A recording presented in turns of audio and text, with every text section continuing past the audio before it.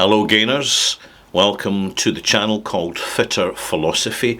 I'm the host of the channel and my name's Ralphie. And for many years I worked as an undertaker in Glasgow in Scotland. Hence the accent.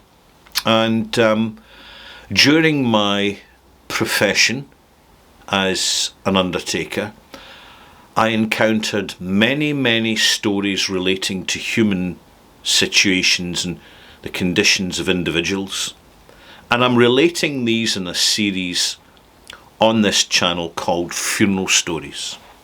So you will find a section here on the channel just says Funeral Stories. It's kind of a whole stack of these situations. Names have been changed, of course they have, for legal reasons, because although it's a long time ago, time is relative.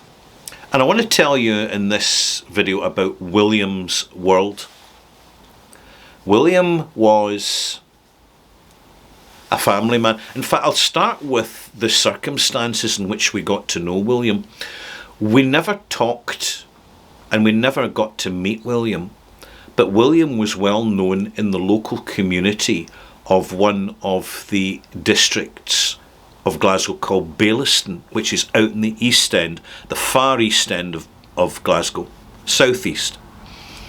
And Bayliston's really quite a kind of traditional community that just happens to be added on to a big city. So it's a town attached to a city. This is an unusual situation.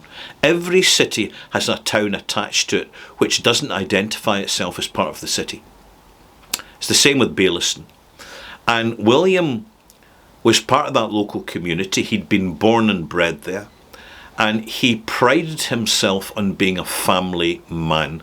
Now, we learned about William from the newsagents next door to the funeral parlour, because that's where he used to go every day to buy his Daily Mail. Because he was that generation, a really old generation, that actually believed what legacy media was saying and thought it was actually worth spending money to buy newspapers to, keep informed. He never thought for 1 minute it was all completely manipulative, because he wasn't that generation. He was a trusting, traditional generation that you got a limited role in life and you made the most of it, and he did, because he defined himself in the role of the family man. So for him, it was all about family, and family comes first. In fact, he used to tell the neighbours with pride that family comes first. So he got married. He had a lowly circumstance, a blue-collar job, so he never got paid that much money. But he never drank and he never gambled, and he was loyal to his family.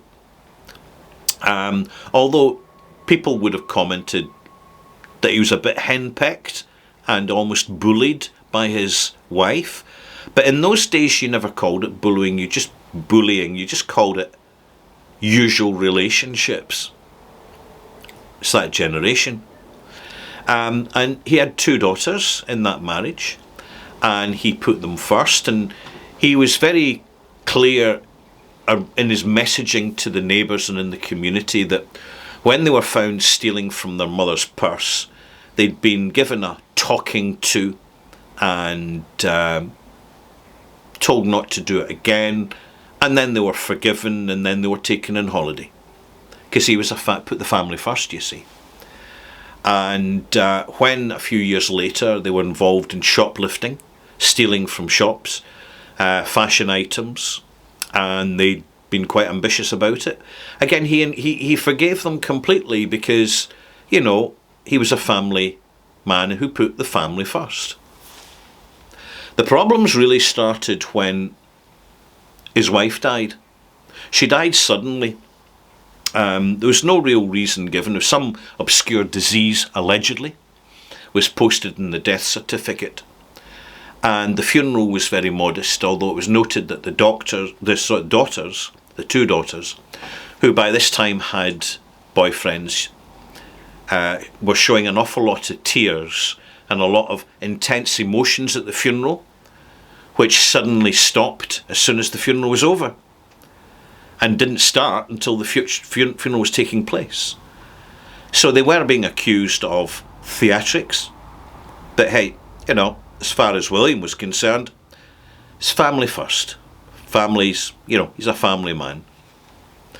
So he kept an eye on his daughter, and when they got married and they were taking mortgages and having children of their own and making sure Grandad did all the babysitting and all the rest of it while they went out to the nightclubs and to live the lifestyle which they had become accustomed, that William was doing his duty, and he was delighted because the grandchildren were an absolute handful, and sure, they were prone to hitting him, and at one point he was stabbed with a knife by his grandchild. But hey, these things just happen, don't they? This is just normal. At some point, and it probably started in all innocence, he gave money to the grandchildren, and one of the daughters says, well, what are you going to give me? And he says, oh my goodness, I put him on the spot. So he just went to the post office and he drew out £1,000 in cash and gave it to his daughter.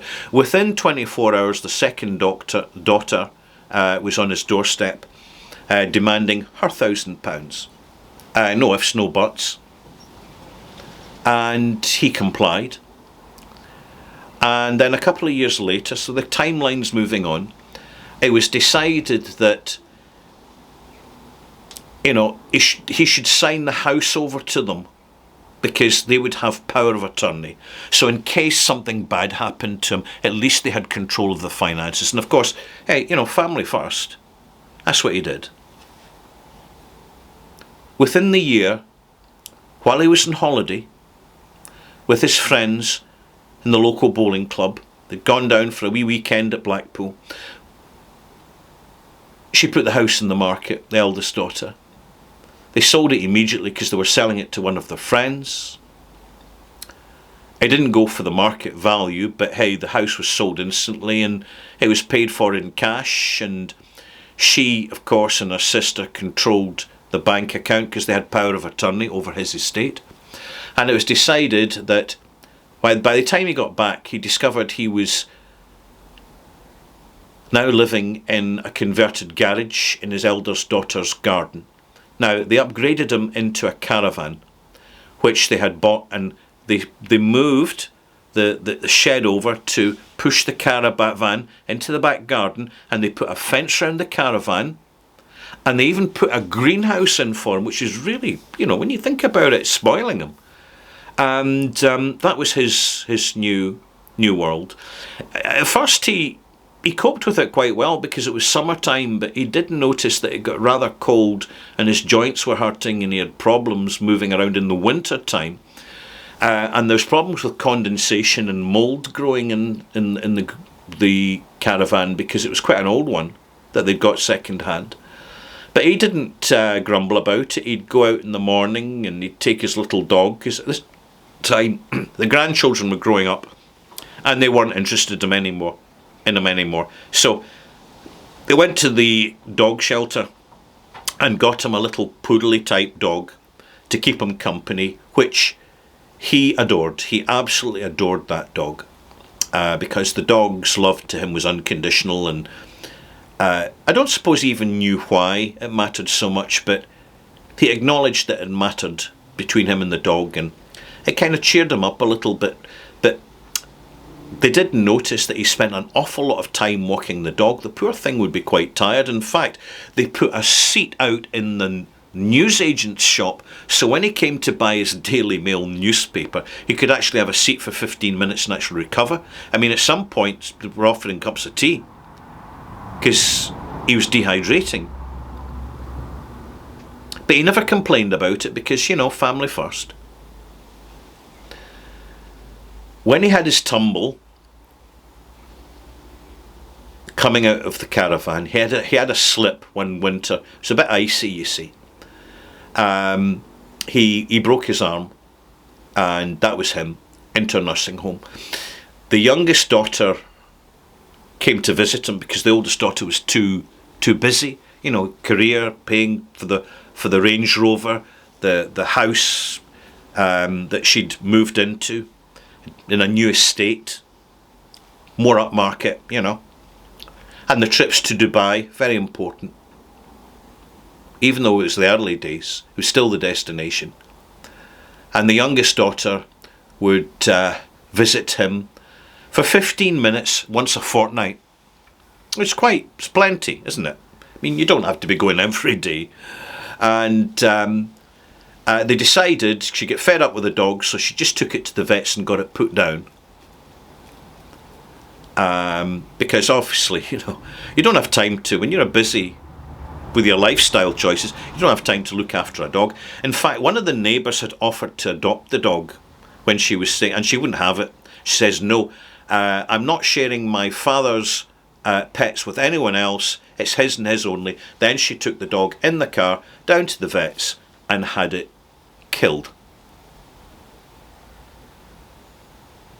When she was visiting her father, she never told him. He'd ask after the dog, and she says, "It's fine."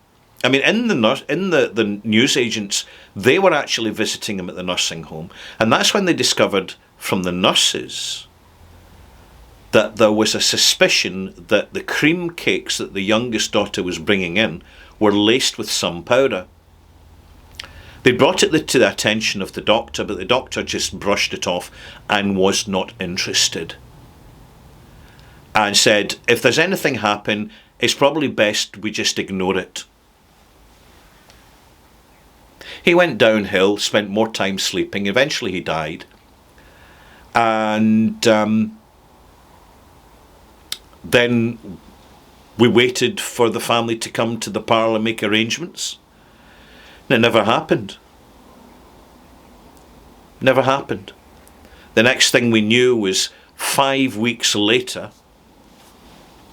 And at this point, he's been lying in funeral premises and been transferred to the city's mortuary for the attention of the Procurator Fiscal, who opened and closed the case immediately, but it was referred to social services. And they arranged the funeral on behalf of the state, because neither of the daughters was prepared to spend the money for a funeral when they knew from their lawyers that the state would do it free of charge. They didn't want to see him anyway, and they didn't want any fancy flowers, and there was no need for any clergy or anyone to say a service, But you can see where William went wrong, can't you? And tragically, this situation is not unusual. The harsh fact of reality is that there are frequently occasions where the most dangerous, toxic, and damaging people in our lives are in fact family. And they feel they have the entitlement because they're blood relationships involved, and that gives them priorities. But it didn't go well for William. And it doesn't go well for many others in William's position. And this really happened. Of course, I've changed the names, but I'm telling these stories, relating these stories so that you can see that what we are spoon-fed about social normalities is often very disingenuous and misleading. And one of the most important things we can do in life is defend ourselves from all costs, especially from those who are nearest to us simply by circumstance.